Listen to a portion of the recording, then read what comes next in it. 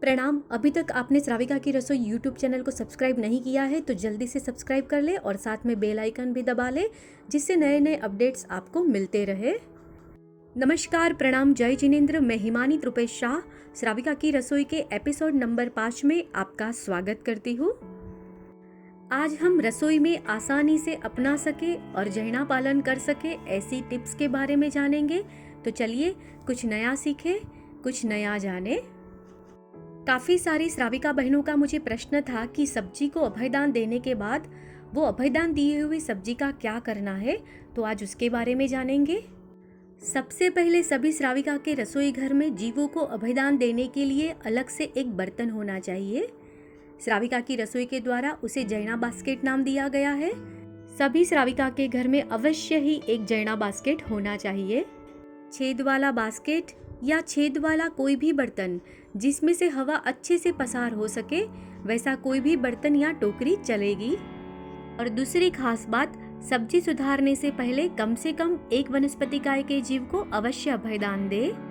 और अब इस अभयदान दिए हुए जीव को शाता किस प्रकार दे, उसका क्या करे, उसके बारे में जानेंगे।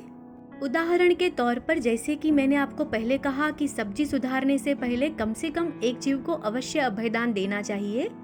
मैं यहाँ टिंडे की सब्जी सुधार रही हूँ, तो सुधारने से पहले एक वनस्पतिकाय के जीव को अभयदान देंगे। इसके लिए उसे जैना बास्केट में रखेंगे। अब यह जैना बास्केट को अलग से ऊंची और स्वच्छ जगह पर रखना है, जहाँ पर कोई भी जीव उसे छू न सके, क्योंकि उस जीव को हमने अभयदान दिया है। इसलिए जब तक उसका आयुष्य पूर्ण नहीं होता तब तक उसे छुए नहीं। फिर से बात को दोहरा रही हूँ कि जैना बास्केट को ऊंची और स्वच्छ जगह पर रखे, जहाँ पर कोई भी जीव उसे छू न सके। जब तक उसका आयुष्य पूर्ण नहीं हो जाता तब तक, ज़्यादा से ज़्यादा 5 से 6 दिनों में ही यह सभी वनस्पतिकाय के जीव अपना आयुष्य पूर्ण कर लेते हैं। 5 से 6 दिनों के बाद उसका रंग बदल जाता है और वह मुरझा जाते हैं। तो अब यह प्रश्न होता है कि उसका क्या करें। क्या अब हम उसे डस्टबिन में फेंक सकते हैं? तो जवाब में है ना। डस्टबिन में फेंकने की जगह पर उसे खुली जगह पर मिट्टी में मिक्स कर दे, यानी कोरी मिट्टी या धूल में उसे मिक्स कर दे। इस प्रकार उसका उपाय करें। आशा है कि आपको यह टिप्स जरूर से काम आएगी। जैना हमारा मूल है, यह बात कभी न भूले। एक जैन श्राविका के तौर पर ऐसी छोटी छोटी बातों का ध्यान रखना चाहिए, जैना का पालन करना चाहिए। और यह ऐसा बदलाव नहीं है कि जिसके लिए आपको एक्स्ट्रा समय देने की ज़रूरत है, बस आपकी कार्य पद्धति में थोड़ा सा बदलाव लाने की ज़रूरत है। यह बात जानने के बाद सभी के घरों में जैना बास्केट अवश्य होना चाहिए। और आपके जैना बास्केट का फोटो हमें ज़रूर से भिजवाए, जिससे हमें अनुमोदना करने का अवसर मिले। आपको हमारी यह टिप्स पसंद आई हो तो ज़रूर से सभी श्राविका बहनों तक पहुँचाए। अब हम टिप्स नंबर 2 केले के उपयोग के बारे में जानेंगे। साबुत केला या केले की लूम दूसरे दिन उपयोग में ले सकते हो।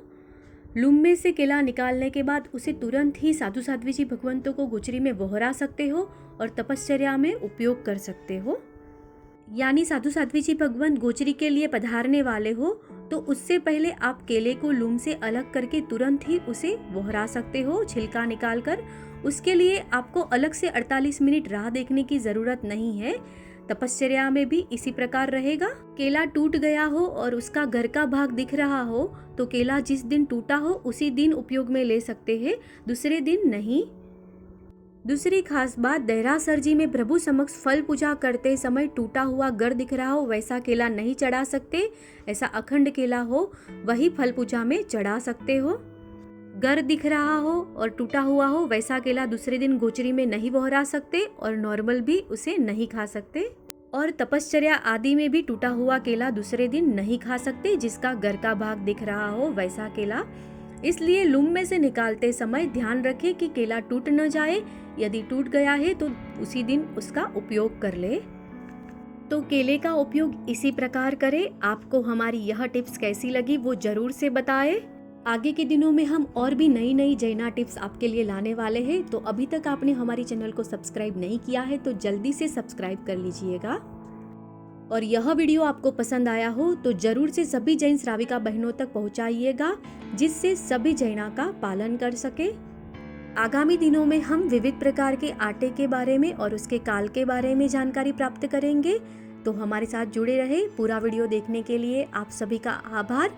आपको हमारा आज का यह वीडियो पसंद आया हो तो जरूर से लाइक करें, शेयर करें, कमेंट्स करें और श्राविका की रसोई चैनल को सब्सक्राइब करना न भूलें। साथ में श्राविका की रसोई फेसबुक पेज को भी लाइक करें। श्राविका की रसोई के साथ जुड़े रहे। आभार। आपका दिन शुभ रहे। प्रणाम।